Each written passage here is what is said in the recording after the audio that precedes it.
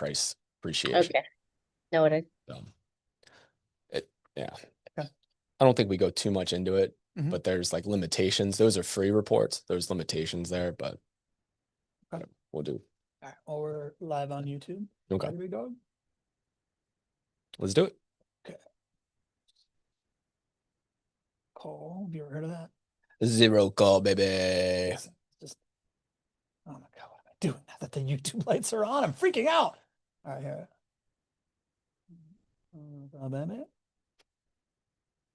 Appreciate you putting it on that side so my old eyes can Just see. for you. Just Thank for you. you, Papa. I moved the monitor closer because I'm old. I saw that. I appreciate it. You ready there? Yep. Okay.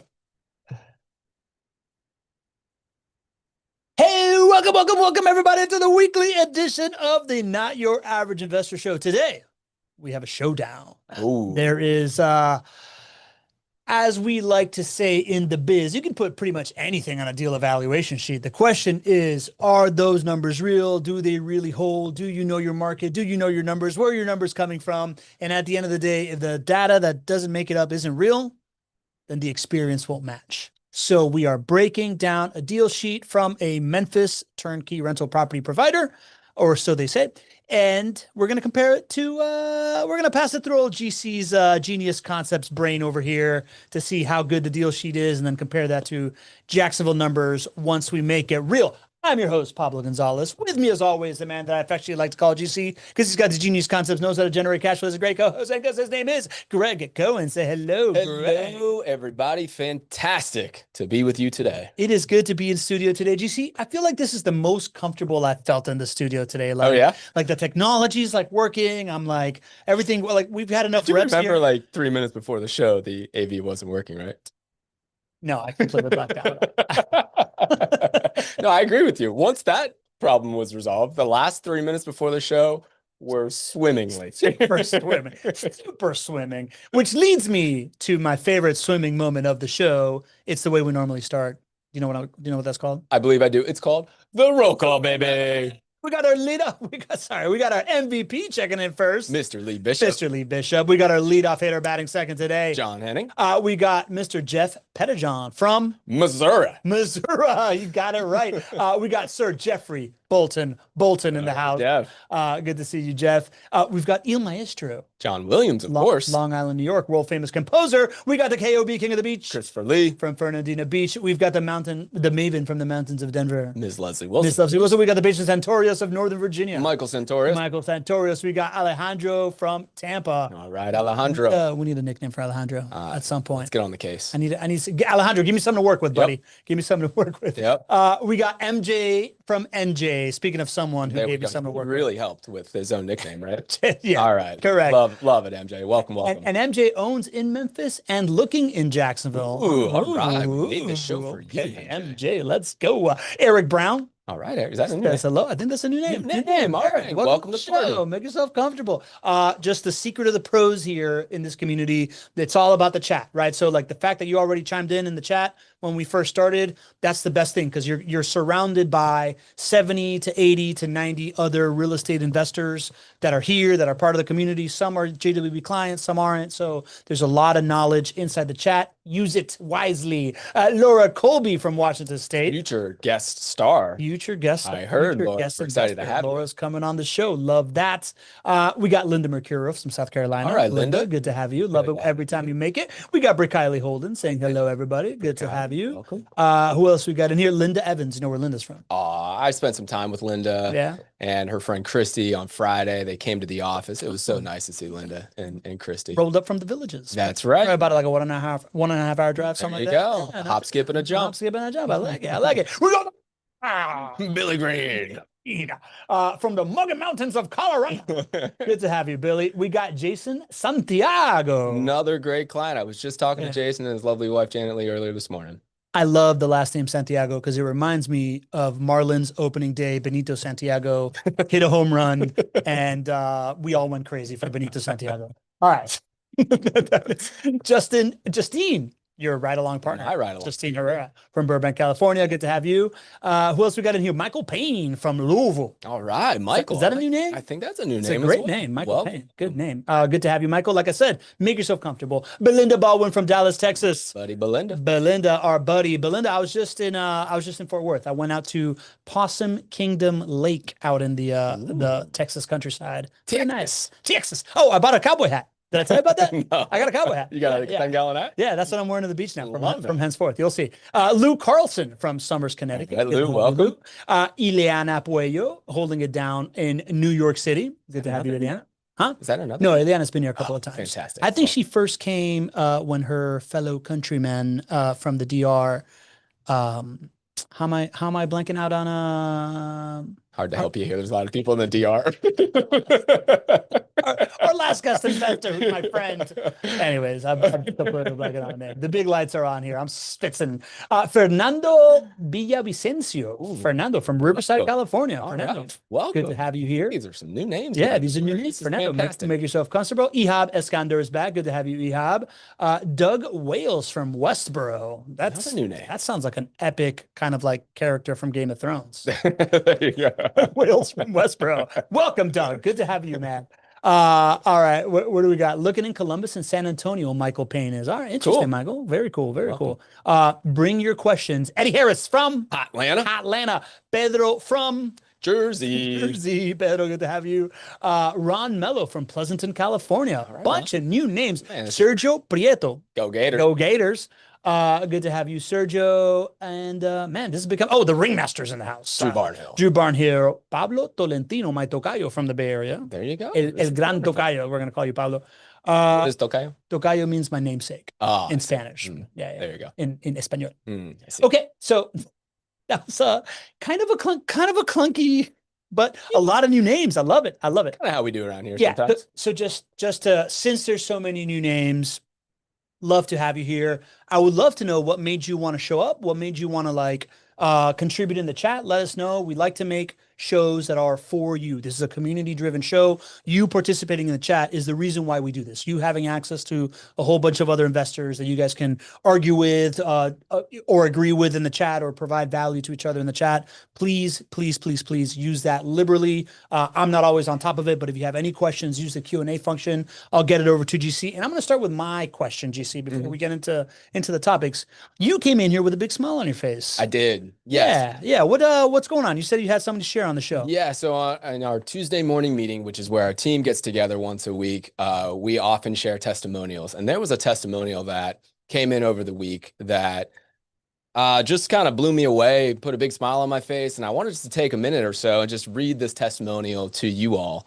I think it really captures the essence of how everyone can win in this investment, not just you as the investor, but the resident who is renting our home can win as well. This testimonial came in from a resident named Marlene, and she said, "When life took an unexpected turn and a tree fell on our rental home, our family was overwhelmed with uncertainty. Being displaced with 3 children was one of the most stressful experiences we've ever faced, but throughout it all, JWB Property Management showed us compassion, professionalism, and genuine care. I especially want to recognize Shayna and Brandon from the maintenance team. From the very beginning, they treated us with kindness, patience, and understanding.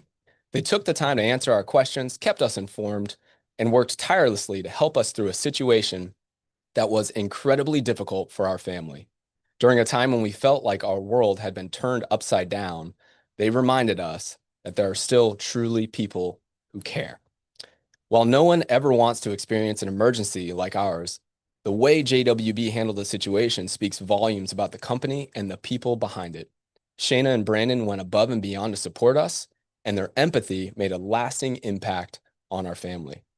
Thank you, JWB Property Management, for having team members who genuinely care about the people they serve. We are deeply grateful for everything you did during one of the hardest seasons our family has faced." How about that, buddy? A couple of things come up as you read that. One is, and I'm gonna just list it out as it came up, right? Like one is, man, anything could happen at any moment in a home. Mhm. Yes. Right? Like And we have seen it all. and you've seen it all. And at the scale that you guys operate, you've just kind of seen it all from someone driving a car into a home to a tree branch to like all these other different things 100%. that we've talked about all the time. It kind of comes with the business. This is a renter, right? This is somebody living inside of somebody's rental property. That's right. That's writing this about you guys. That is essentially saying, wow, you guys really had our back in like our toughest moment. To me, as an investor, if I'm hearing something read that way about the property management company that I trust to manage my property, I'm hearing these guys aren't moving from this house Right. unless life changes, right? Like they're not going to choose to leave this house if you feel this well supported by the people that are providing you housing. It lies in the face of the landlord kind of like exactly narrative.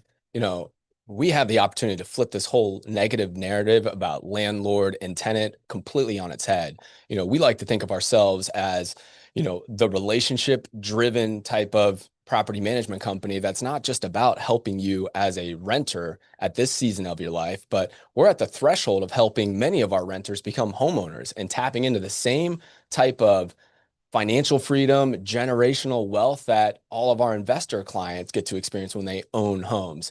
And so when you adopt a different mentality, you have the opportunity to create a completely different type of impact. I think as I read that, she talked about how we made a lasting impact on her family. And our whole goal here is to create an impact on everybody that we get to serve, whether that's a resident, whether that's a client, an investor client or whatnot. So, and then the other thing that just jumped out to me, when's the last time that you wrote not just a positive. When's the last time you wrote a positive review? Man, I used a rental company, like a rental car company like 2 years ago, and I didn't want to punch myself in the face. And I really liked the guy that helped me. So I wrote a review about There you him. go. Yeah. Was it like more than 2 sentences? No, it was just like this guy's the best. These guys are not a ripoff. They didn't try to upsell me at every moment. 4 paragraphs. Yeah. This wonderful lady took some real time to share. So very hard to get positive reviews in any business in today's day and age. And property management is probably more difficult than most. To be able to have somebody who is so touched to be able to write this review, I think is very, very special, and a wonderful credit to our property management team that works so hard to serve our residents on the daily. And since we got so many new names, I'm assuming that there's folks in the audience. I mean, I know that there's a bunch of folks here with nicknames that come to every show and they're in our community and everything. And then there's a bunch of new folks. Just scope of JWB, you are not just a turnkey rental property investing company, you're a vertically integrated turnkey rental property investing company, right? So that's right. The same people that are sourcing land and deals and renovating the home are the same people managing the home, are the same people that I, as a client, talk to when I'm thinking about buying new things or making a maintenance decision or whatever, right? So this is one arm of your business, 125 employees, you manage 6,000 doors. Big piece of it is property management because that is the long-term relationship that makes the asset function, which is what we're going to get into today, how the asset actually functions, right? Exactly. Do you see? Okay, so let's we're about 13 minutes in, so I want to make sure that we get into this. All right, so the origin of this show is essentially we look at, we always talk about how these deal sheets are, anybody can put anything on there. I'm probably sharing a little bit prematurely here, but anybody can put anything on an Excel sheet. Anybody can like claim to bring you returns. We're going to break down a deal sheet that we saw out there from the Memphis market and kind of like pressure test it because not everybody's going apples to apples. That being said, these are real numbers that we're talking about here on spreadsheets. But this is not financial advice. This is for you to inform yourself, do your own due diligence. What else am I missing in this qualifier? Not financial advisors. We're not just real estate investors. Been doing it for 20 plus years. That's right. So that being said, 7 things to watch out on a rental property pro forma. Every time we break down these deal sheets, we go over this, right? We've seen over and over the fact that a lot of these pro formas don't include or underrepresent maintenance costs, vacancy costs. Anytime that you're investing in rental properties, you're going to have maintenance. It doesn't matter if it's a new property. You're going to have vacancy. Like it just happens. Nobody's going to live there forever.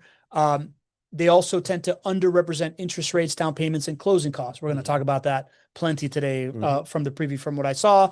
They don't include or underrepresent property management fees, right? Like these are all different things that could be left out that Mhm. if you're not looking. So this is a great kind of like screenshot that you want to take if you're watching on your phone, if you're watching on your computer, so that any deal that you're analyzing, go through and check this stuff off, right? Projecting higher home price appreciation or rent price appreciation than is actually historically accurate is something we see all the time. Sometimes underreporting too, right? Yes. Just a sign that you don't know your numbers. Right. And then they don't include or underrepresent selling costs, right? This idea of like promising you an IRR at the end of 10 years, but if you're underrepresenting it, those are kind of like really big chunks that can drive numbers up or down.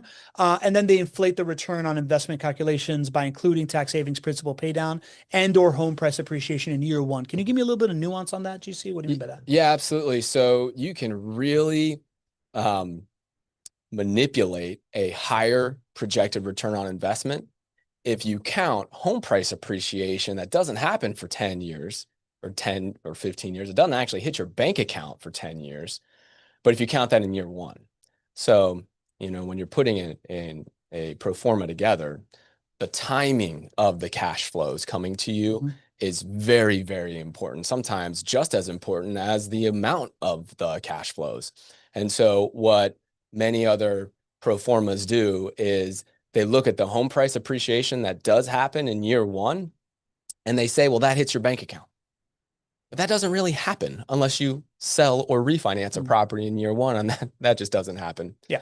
in rental property investing if you want to deliver a profit. So they basically take this home price appreciation that's working in the background and building up over 10 years, and they say, well, I'm going to count that year one on your pro forma. And what it does is it jumps up your IRR. It jumps up your projected return on investment. And that's where you see these returns of like 20% or 30% on a pro forma, almost without exception. It's because they have done that little maneuver there to pull forward the timing of home price appreciation or principal pay down or tax savings. Got it. Yeah. Because of the time value of money, supercharging something on the front end will have these like trickling effects that Yep. On an Excel sheet you see really supercharge the return as well. Exactly. Right? Yep. Okay, got it. So again, maintenance costs, vacancy costs, interest rates, down payments, and closing costs, property management fees, historically accurate home price appreciation or rent price appreciation. You see, I think there's a little bit of nuance here. People, how do people fudge this one? They just put whatever they want Yeah. on pro formas. You can go back and you can look at what your market has produced as far as average annual home price appreciation or rent price appreciation. You should go back and look over full market cycles. So I'm talking about looking over the past 40 years. And what you get is an average annual rate of appreciation, either for rents or home prices. And what you find is that over time, that next market cycle, you're likely to have a very similar amount of home price appreciation. And there are some markets that grow more, and there are some markets that grow less. And so a common thing that people will do, especially over the last 5 years or 10 years of rental property investing, home price appreciation rates have been a lot higher than the historical norm. And it's just not sustainable. So if you really want to fudge a pro forma, just go and do a average annual home price appreciation rate for your market over the last 8 years. Yeah. And you'll get a really high number, probably 50% higher than what the historical average is, and go plug that into your pro forma. And that's how you go from a 10% IRR return on your pro forma to a 25%. And so that's a very easy, it's a keystroke.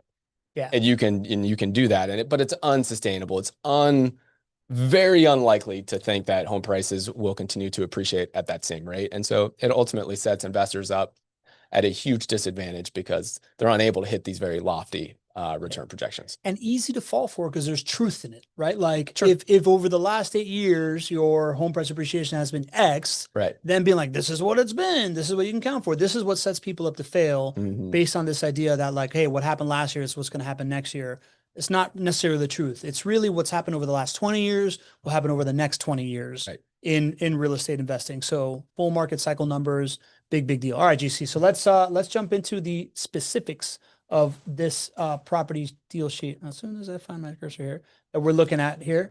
So this is a turnkey property in Memphis, Tennessee. This is being actively advertised and sold on the internet. We got this off of somebody's active webpage right now. This is a new construction home in Memphis, Tennessee, with a purchase price of $196,600, property taxes of $1,966 a year, household income of $100,000. Why do they include household income? I have no idea. Okay. I couldn't figure that out. All right. I don't know. Rent increases, assuming 3% rent increases, new construction appreciation of 4%, tax increase of 3%, lease renewal fee of $200, insurance year one of $768, a vacancy rate of 5%, 4% appreciation, 5% maintenance, resident placement fee of 50% or 1 month's rate, and a management fee of 5%. You see, I see that you highlighted rent increase, new construction appreciation, resident placement fee, and management fee. Can you talk me through why you have these highlighted in the first? Absolutely. Yeah. These are the things that I wanted to point out that can either be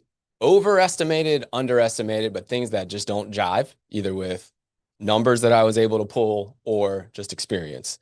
Let's start with this appreciation thing. We've done this probably, I don't know, 5, 8 times now. Have you ever seen a new construction appreciation and a normal appreciation right there? I have never seen a broken out home price appreciation for new construction. And then what I'm used to hearing from you is new construction is only new construction when you first move into it. The moment that anybody moves into it, it's no longer new construction. Right. And it's really the market appreciates the same way. Right.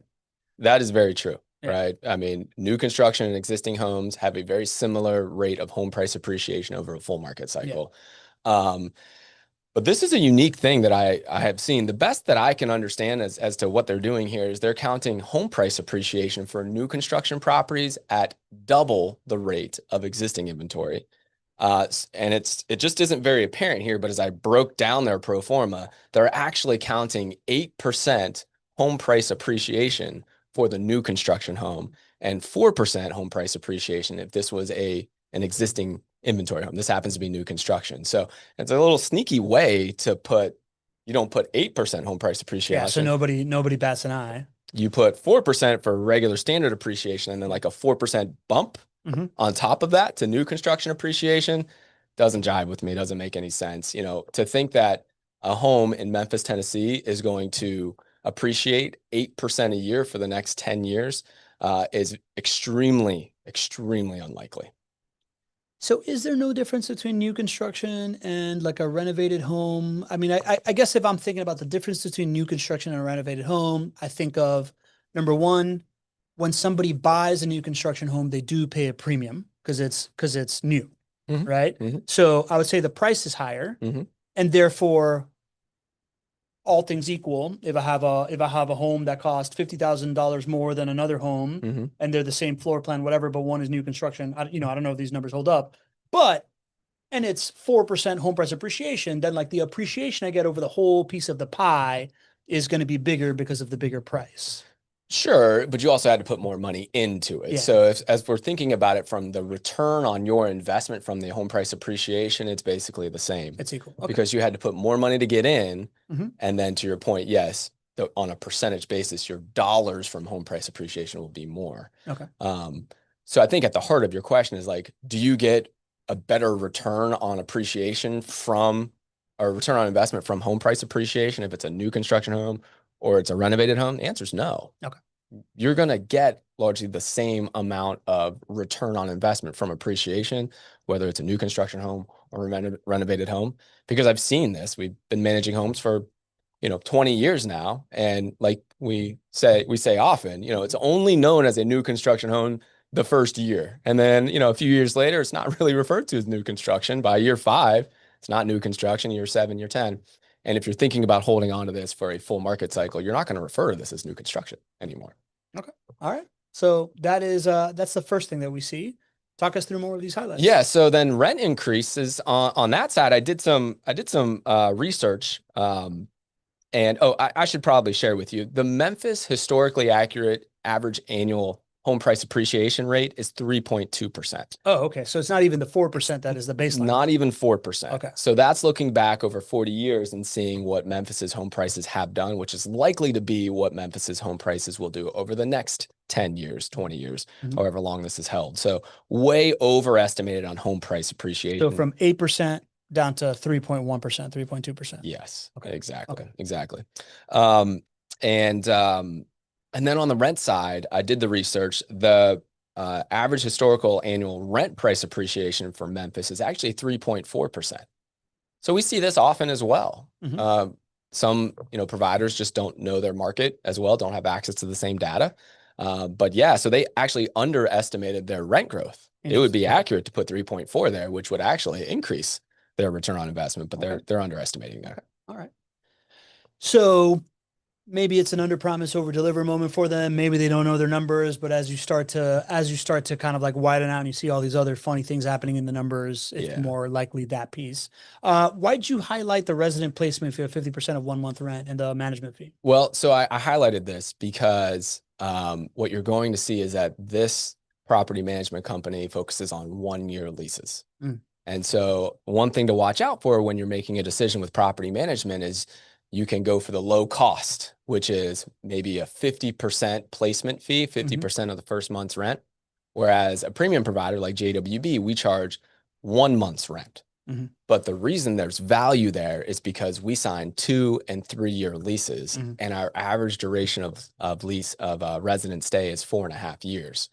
So if what you're going to see here is that they have a lease renewal fee and probably will have more property turn costs down the line because they only sign 1-year leases. So be aware, if you're only signing 1-year leases, you're setting yourself up for higher maintenance costs. That's what I wanted to point out there. But here's an example where 50% of the first month's rent is being charged for tenant placement fees. And that is also very common in the industry to sign 1-year leases and 50% of tenant placement fee, but it usually doesn't work to your benefit. But the 5% management fee, GC, as I've gotten to know the property management industry and I go to all these different conferences and whatnot, I feel like I meet very few people at conferences that are charging 5%. They're more like complaining about people charging 5%.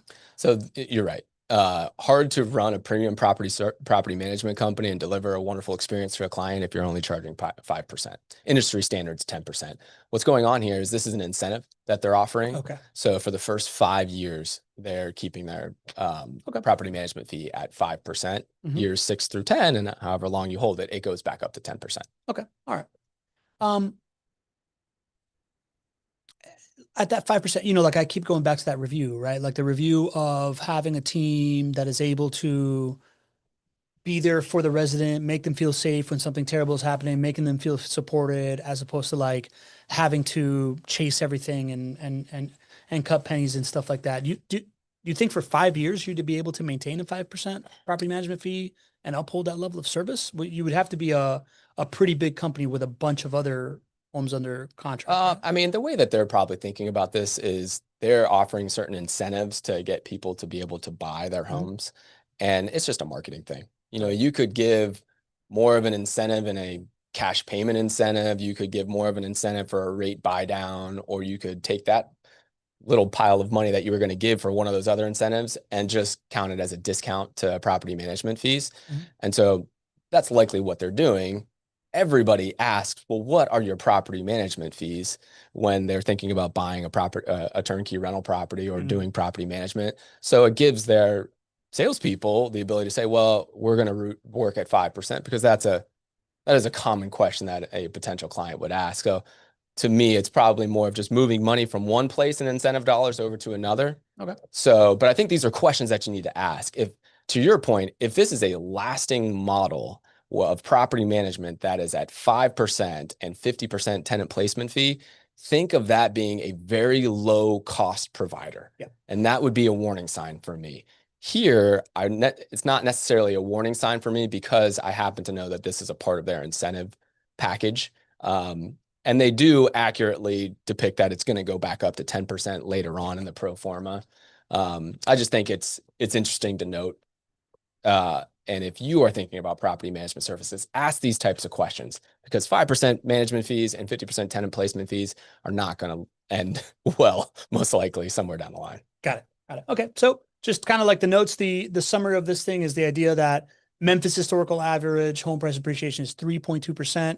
And this thing has both a 4% appreciation and then a new construction 4% appreciation rate at 8%. We have the sources there of where you get this data. Joanna will share that in the chat if anybody wants to mess around with that. And also the underestimated rent growth, right? This idea that Memphis historical average of price appreciation is 3.4%. They're estimating 3% for you. So Joanna's sharing that in the chat. And then this is, so that was like the deal sheet, that the cover page, right? Mm-hmm. This is now looking deeper into the numbers. They have year one cash flow of $487 a month, a total IRR of 13.67% with a down payment of $60,073, year one NOI of almost 14 grand with a monthly mortgage of $791. And then I'm not going to read all these numbers, but you have highlighted here the annual property management fee as something that goes from $876 to $866 to $892 to $919 to $946 years 1 through 5.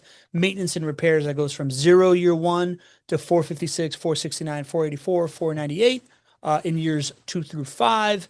And then resident placement / lease renewal fees that in year 1 are $738, then $200, then $806, then $200. Mm-hmm. You want to talk me through some of these numbers that you've highlighted, GC? Yeah, absolutely. So starting at the top here, when I looked at $487 a month in cash flow and IRR of 13.7%, to me, my first thought is, wow, this isn't the worst that I've seen. You know, a lot of times when we're doing these types of pro forma breakdowns, we see 20% IRRs and 25% IRRs and 30% IRRs.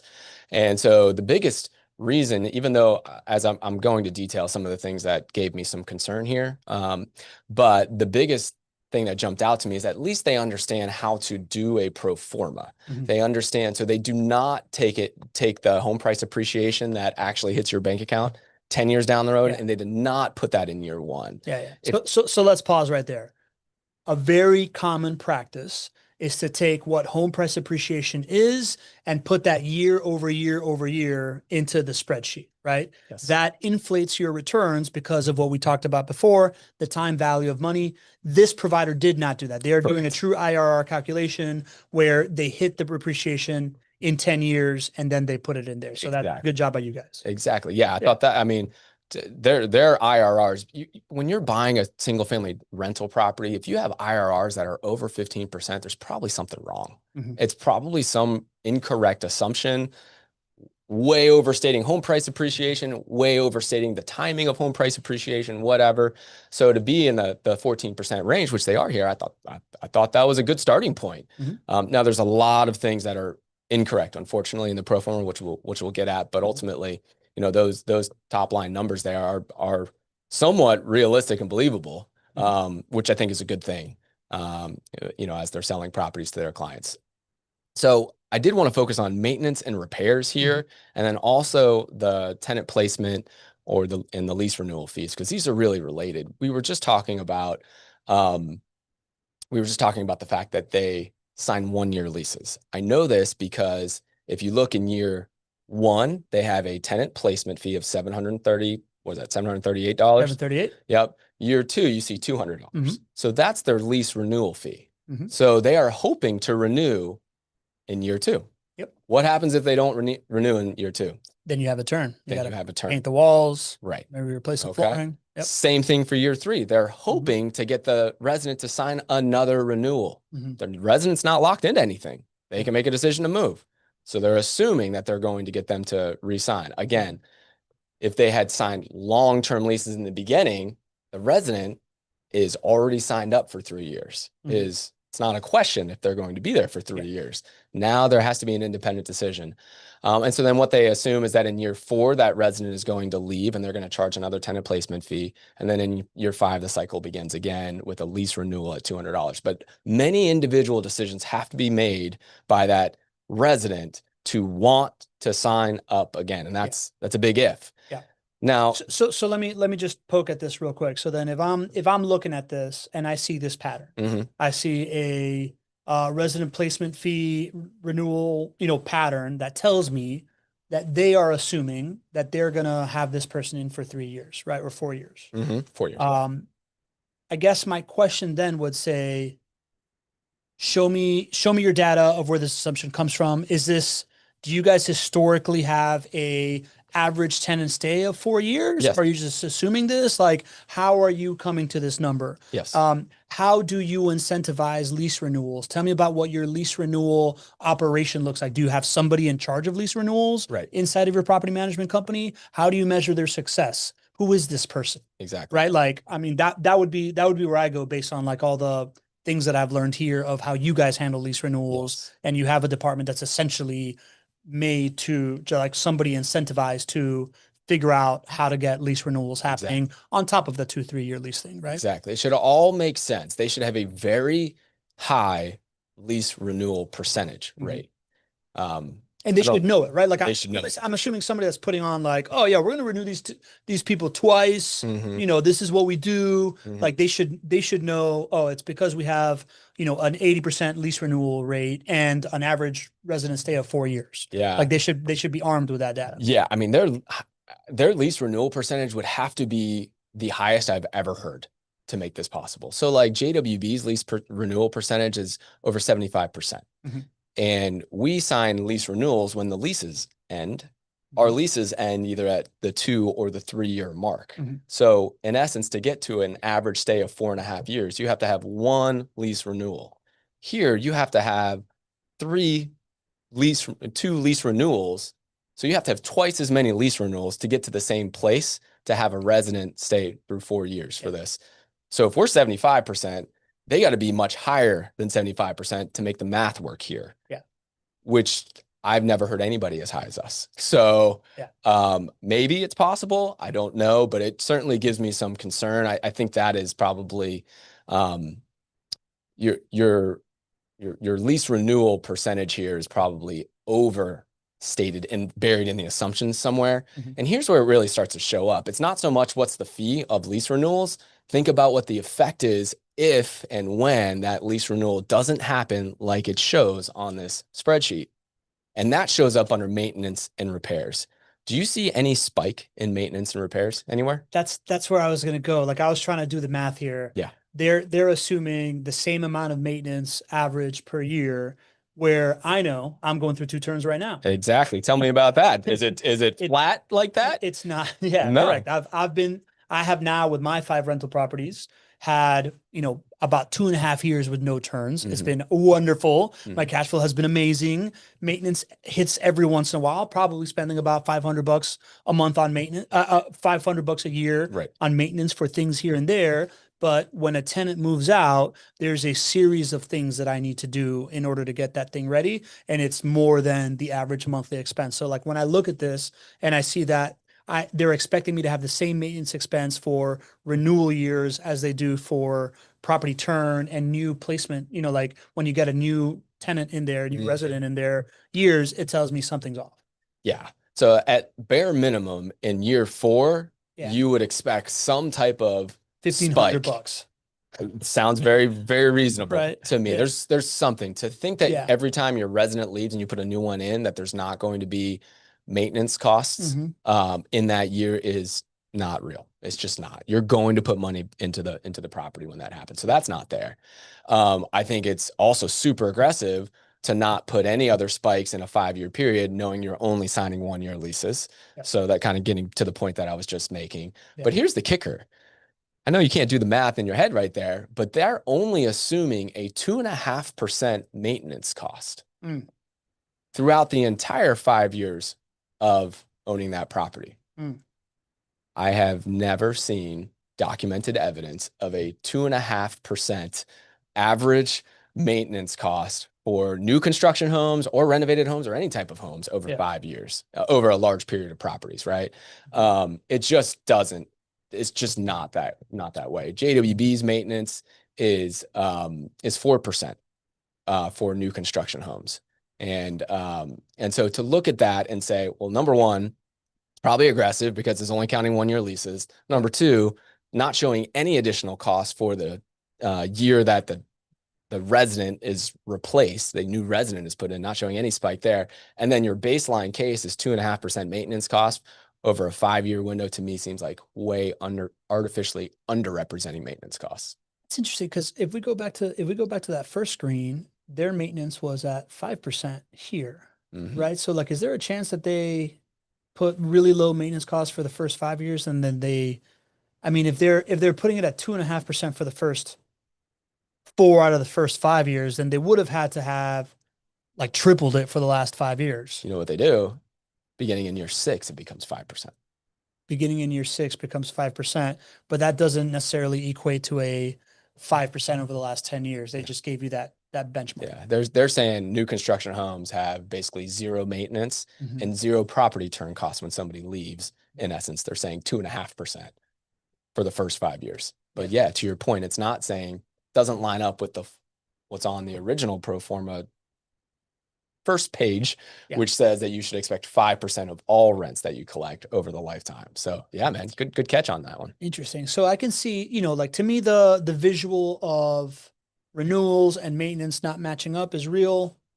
I'm assuming that you also highlighted annual property management fee, because if the annual property management fee stays completely constant, that's assuming that there's never a month that they don't collect.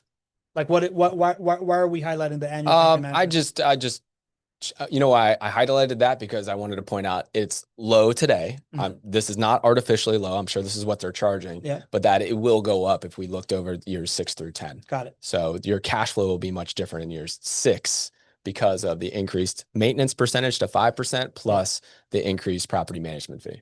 You know what doesn't make sense to me though is the fact that if we're looking at year 4 and there is a placement fee, I have to assume that there's going to be a month that I'm not paying property management fee because I'm paying property management fee only when I'm collecting rent, and my house is going to be vacant for, I don't know, man, like a month. I think seems pretty reasonable if I'm turning it, right? So at the very least, it should have like 1 month off on the year 4 annual property management fee, right?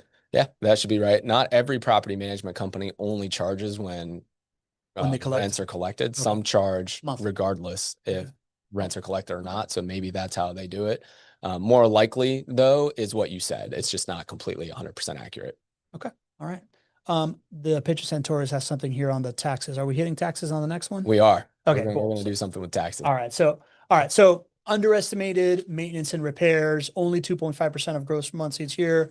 No property turn costs. This is quintessential to what you were saying. People chronically underestimate maintenance and repairs. We also saw that there's like the psychological trigger of only 5% maintenance on the front deal sheet, but that, like that's not necessarily true. Right. When you look at the overall. And then the fact that they only sign 1-year leases, something to really look at. This is something that we talk about a lot on the show. This idea of the name of the game is occupancy, right? So like asking your property management company, asking the turnkey provider, what do you do to maximize occupancy?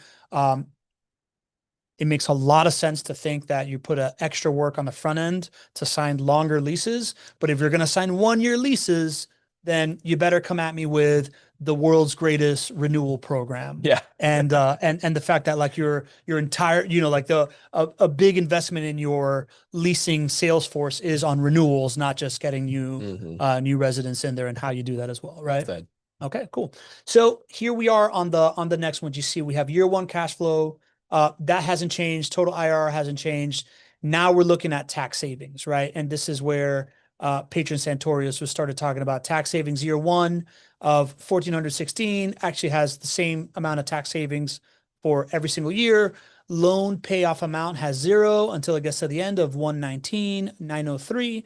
Home sales revenue, again, 0 until you get to year 10 of 256,605. And the selling, holding, and closing costs of 15,396. GC, what are we looking at here? A whole lot that doesn't make a lot of sense to me. So this is where just looking at how where they're putting numbers on this pro forma just I couldn't make any sense of a lot of it. And I see this a lot.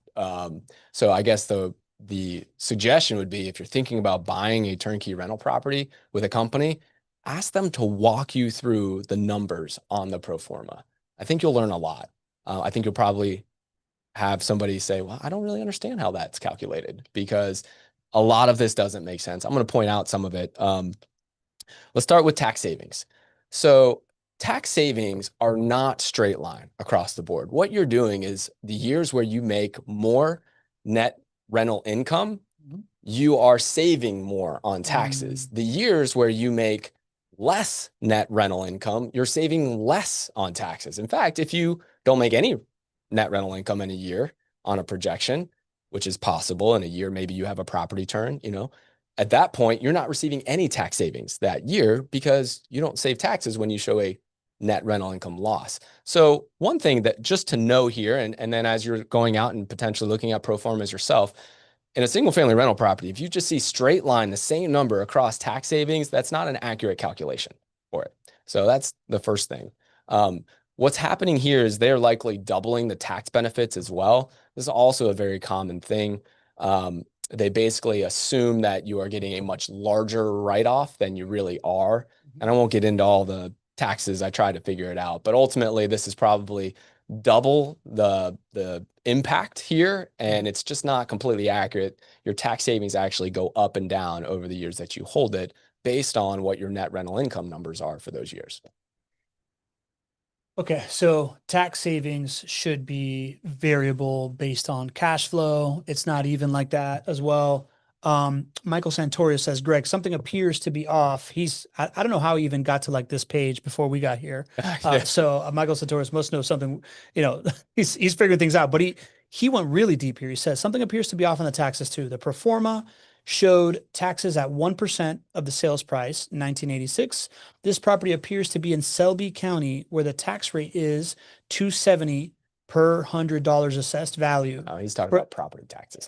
For a tax bill to be 1986 at $270 per 100 assessed value, the assessed value would have to be $73,490 after selling for $198,600. Yeah. So he's talking about property taxes. When we're talking about tax savings here, we're talking about income tax savings. So that's how he figured this out, because he's going back to the first page and he's looking at what are the estimated property taxes for the property.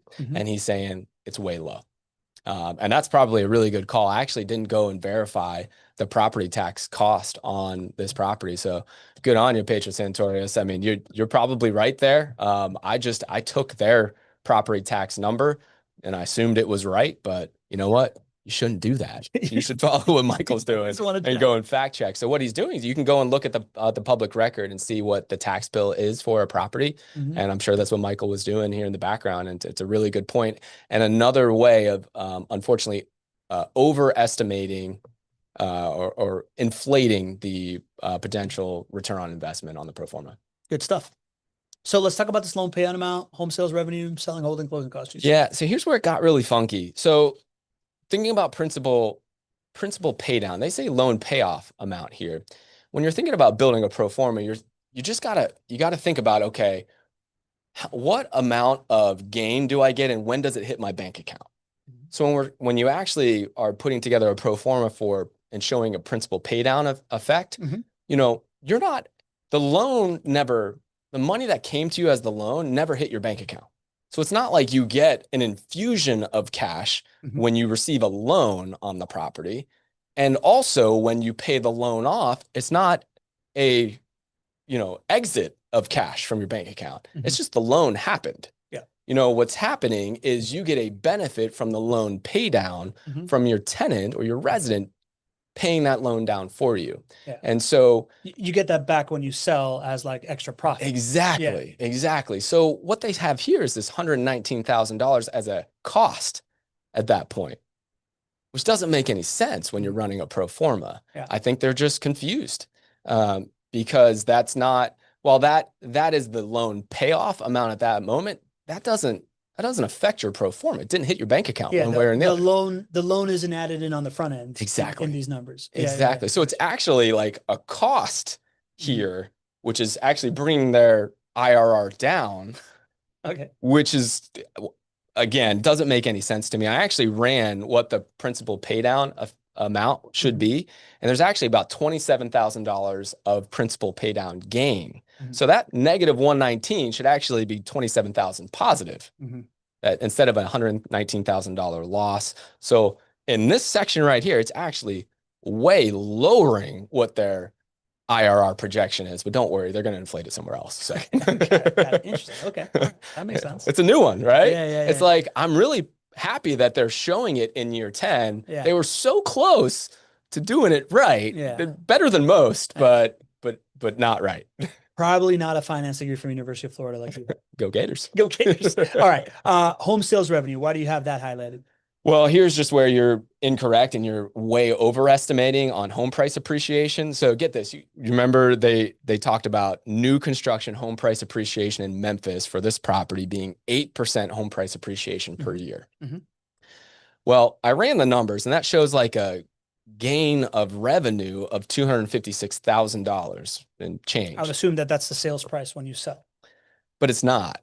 It's not. So if this is a pro forma, you shouldn't be showing revenue here. You should be showing your profit. Remember, when you're building a pro forma, it's all about how much profit did you make or loss did you make and when did it hit your bank account. Mm-hmm.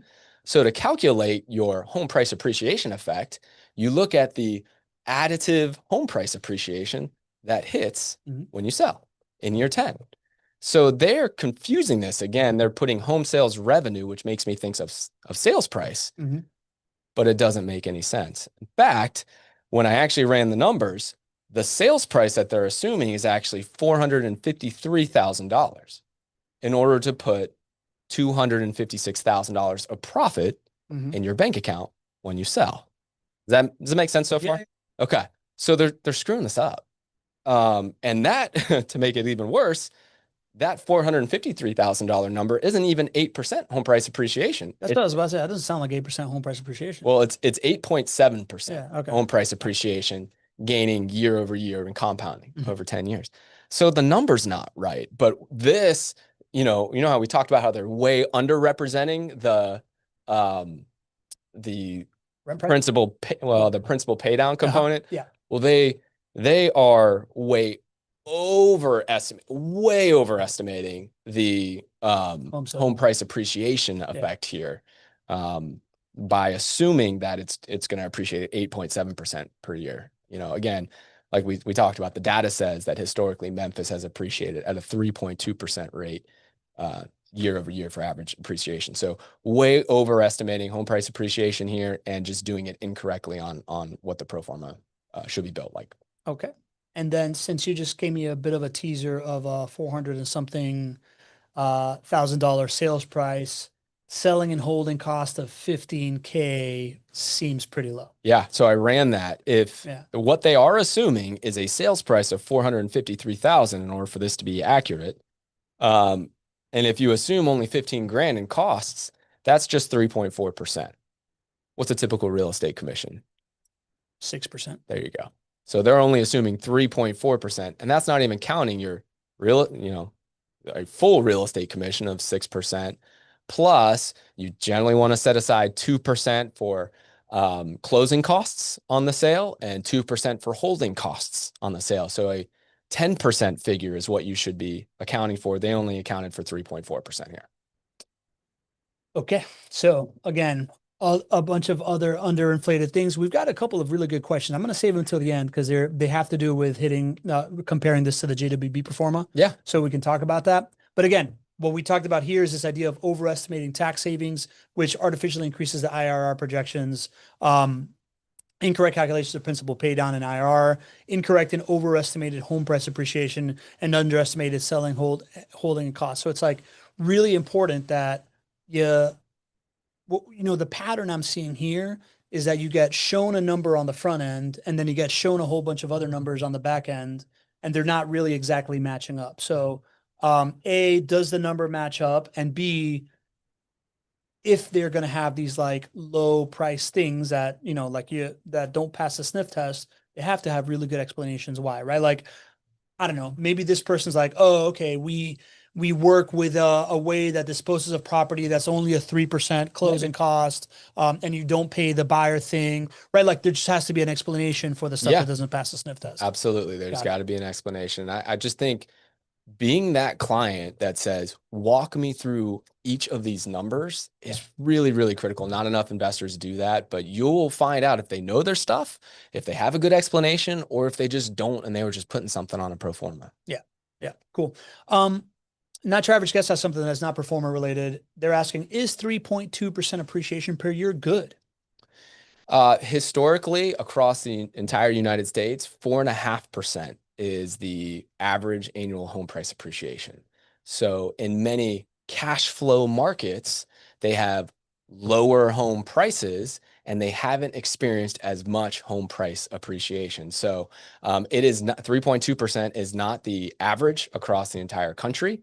And you can find markets like Jacksonville and some other markets where you can produce positive cash flow and have above average home price appreciation. In Jacksonville, it's 4.8%. So if you're going to go towards a Memphis market, you are going way cash flow. You're giving up a lot of growth and leaving a lot of money on the table over 10 years because you won't get as much home price appreciation, most likely. There you go. So this is you correcting the actual performer with your correct assumptions, right? So it goes from 487 a month in cash flow, estimated IRR of 13.7%, total profits with a 10-year hold of 107,418 to right sizing these things, $457 a month in cash flow. Not losing that much cash flow. No. 12.9% estimated rate of return. Doesn't seem like a giant drop, but it is $10,000 less in total profits over a 10-year hold. Yeah. Like we started by saying, like at the end of the day, they weren't that far off from what we would estimate their pro forma to be and their profits and rate of return. It's just the way they got there doesn't make any sense. Got it.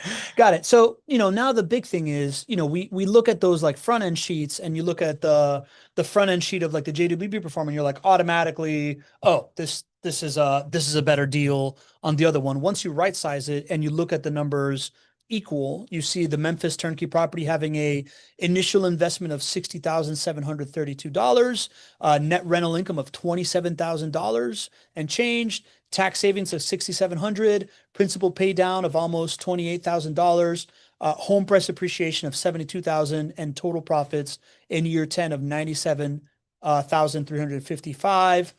In comparison to a JWB turnkey property, which is initial investment of $65,000, $5,000 more, right? That's not insignificant.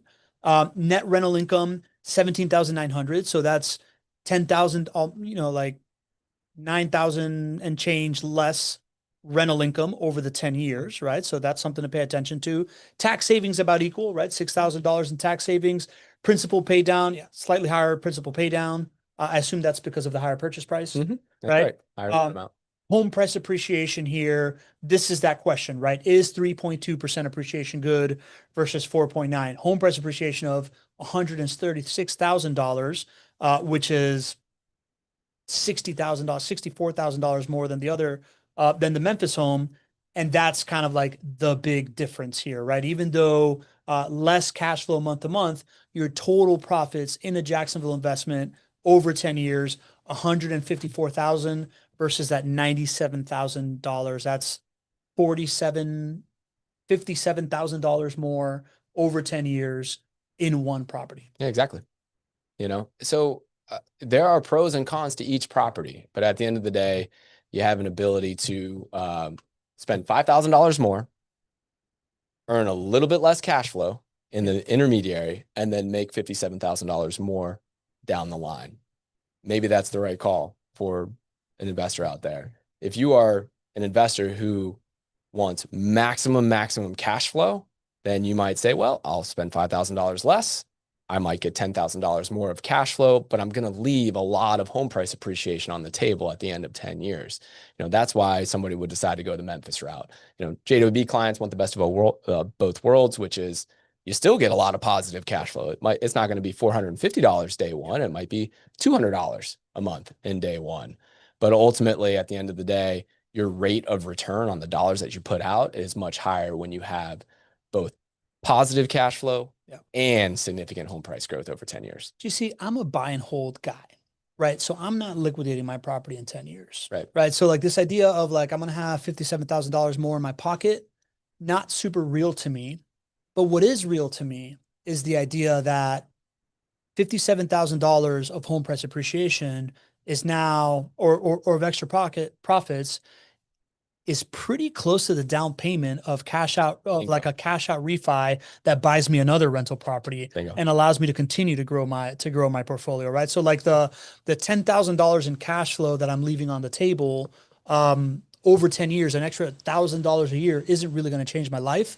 But if in year 10, this property is paying for another rental property for me that I can continue to compound as my rental portfolio grows, that's a very different equation for me. That's how we change your life. That's how we change your life. It's that rhythm right there of buying an asset that pays for itself every single month, produces positive cash flow. You let all these wonderful things happen in the background, including home price appreciation. You get into a rhythm of maybe every 5 to 7 years, unlocking that equity and then having it create property babies and create assets that you are just reinvesting your own profits into.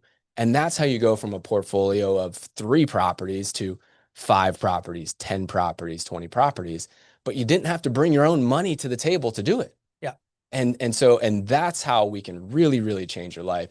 You don't get to do that at the same rate when you invest in a market that doesn't have as much home price appreciation. Yeah. So this model that we've really espoused and gotten a little bit more loud about of harvesting this equity, redeploying it, that's where a market like Jacksonville, which has higher than normal home price appreciation, is really built for that type of a model.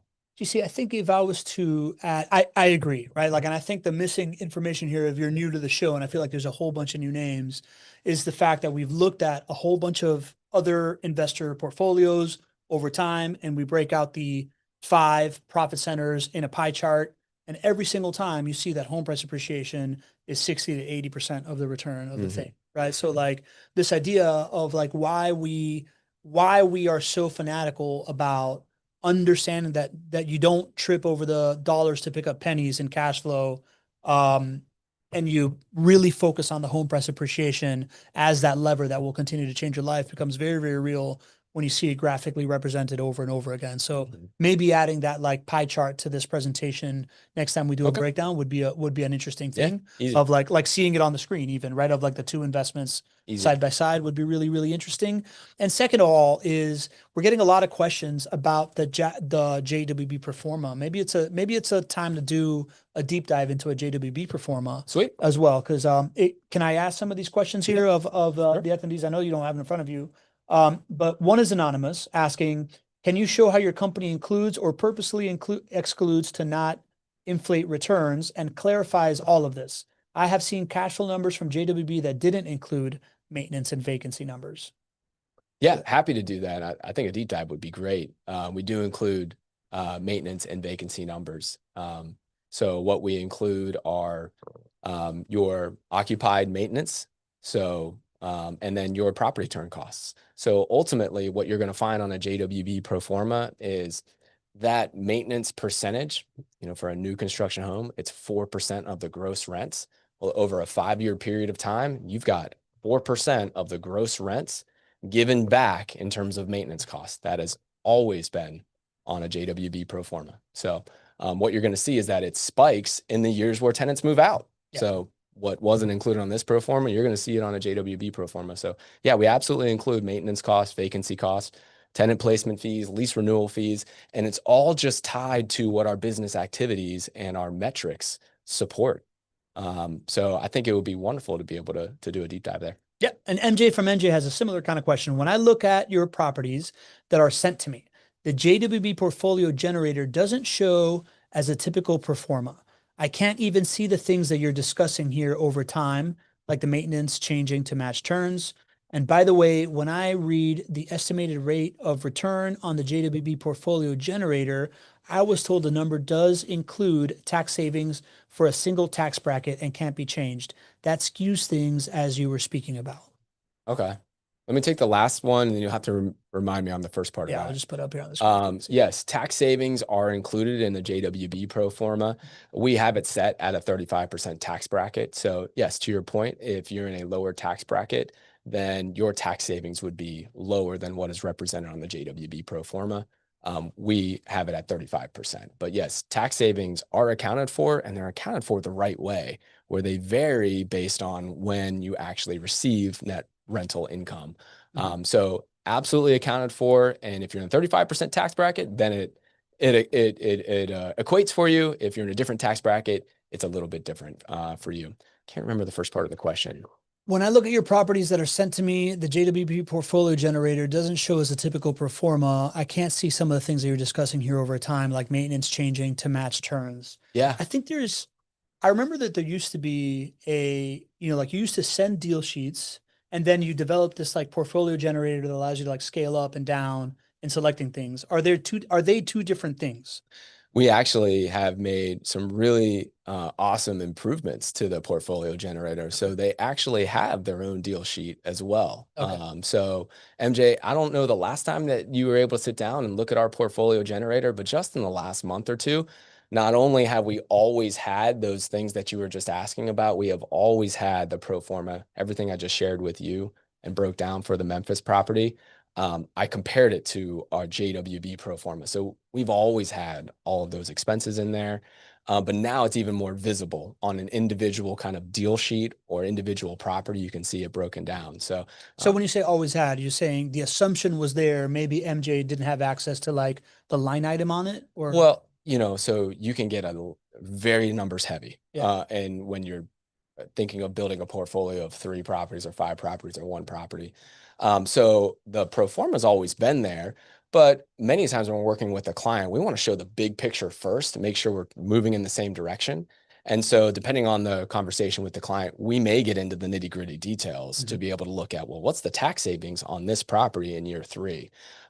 We don't do that to start off every phone call because maybe that's not what that client needs at that moment in time, but it's always there. It's just, it has been a little bit more hidden as our portfolio generator has improved over the years. It's gotten more numbers heavy. And so we've hidden that. And then when the conversation is the right conversation to have with the client, maybe right before they're choosing a property to invest in, we'll say, hey, listen, let's break this thing down. Let's go and look at the nitty gritty details. So that's the way it has been. Now we've made some real improvements to make it even more visible and to reflect what a typical deal sheet would look like if you only looked at like the pretty picture in the front and like, the year 1 cash flow and some of these other things. So it's just it's a lot more user friendly to look at the individual property details now. So that was a long way of saying, if you haven't been on the phone with our sales team recently, jump on a call right now, because there's actually been some real process improvements that help you understand how an individual asset performs and the numbers behind it. Okay. All right. So Mike Foster says in JWB's Performa, tax saving projections when I bought 3 years ago that only included depreciation as the tax savings. Today, does JWB's tax savings projections now include additional expenses? Let me just make sure I'm reading that. So when he bought 3, they only included depreciation. Today, he's asking if the projections include additional expenses. Mike, we've always assumed the write-offs when it comes to tax savings. It's just in a different location, so like your gross rental income is, or your expenses are deducted from your gross rental income, and then that shows up as a reduced taxable net rental income number. So that's always been there. It just hasn't shown up as like tax savings. It's sort of implied. And so 3 years ago, when you saw the depreciation expense on the tax savings line, that's just specifically talking about the depreciation write-off. So I know I'm getting real technical and like nitty-gritty details here, but it's always been there. Your additional expenses have always been able to be written off against your gross rental income, and it shows up as a reduction of taxable income for net rental income. If you guys are confused, jump on the phone with the sales team. We're happy to walk you through it. Sounds good. And then Patient Santorios has a question as a well-informed member of our community. Greg, what about downtown Jacksonville development, Gateway Jacks plus Per Square, et cetera, versus Memphis? What's he talking about? Oh man, I'm beyond anything on this pro forma. We think the best is yet to come when it comes to Jacksonville's home price appreciation. And I'm not an expert in the Memphis market, but I feel pretty good about saying they don't have anything nearly as exciting as the downtown revitalization that is happening here in Jacksonville. For those who aren't aware, Pearl Square is the entire new neighborhood in downtown Jacksonville that Gateway Jacks is developing. JWB is an equity sponsor of Gateway Jacks, and we basically set up this investment fund that is going to build a brand new neighborhood in our downtown. Within downtown. Within downtown. That's I right. actually was just walking it last week with a potential client. Guys, for everybody who's coming to Summit next year, like your minds are going to be blown. Like the amount of construction that's happening now. And I took Linda Evans on a tour. Maybe Linda can chime in. She was here at Summit earlier this year, and the amount of construction, the amount that's being developed now when it comes to the new Publix that will be there. The parking garages look completely different. We're almost finished with our brand new building. It's really, really happening. It's really exciting. So to Michael's point, like, what does this mean as far as your home price appreciation and your evaluations? This is another under promise and over deliver element when it comes to investing in Jacksonville and with JWB, because we are not factoring that into your home price appreciation expectations or your rent price appreciation expectations. We're just doing what's been done for the last 40 years when it comes to your average appreciation rate. So it's an under promise and over deliver type opportunity to be investing in the next great American downtown. And when you invest with JWB and you invest in Jacksonville, you have that huge opportunity to overperform for your portfolio. Good stuff. Good stuff. All right, GC. I think we should do a portfolio generator and deal sheet. MJ's saying that he'd love to see a JWB generator that includes a traditional performa as well. And he's been looking in the last week and having a hard time finding it. So perfect. I think MJ, like we say, we like to make these shows based on community feedback. We hear you loud and clear. You can definitely look forward to in the next 4 to 6 weeks we do something exactly like that. Game on. And we'll do that for sure. Linda Evans says, "Oh my, what a growth that is happening just since February, which is our last summit.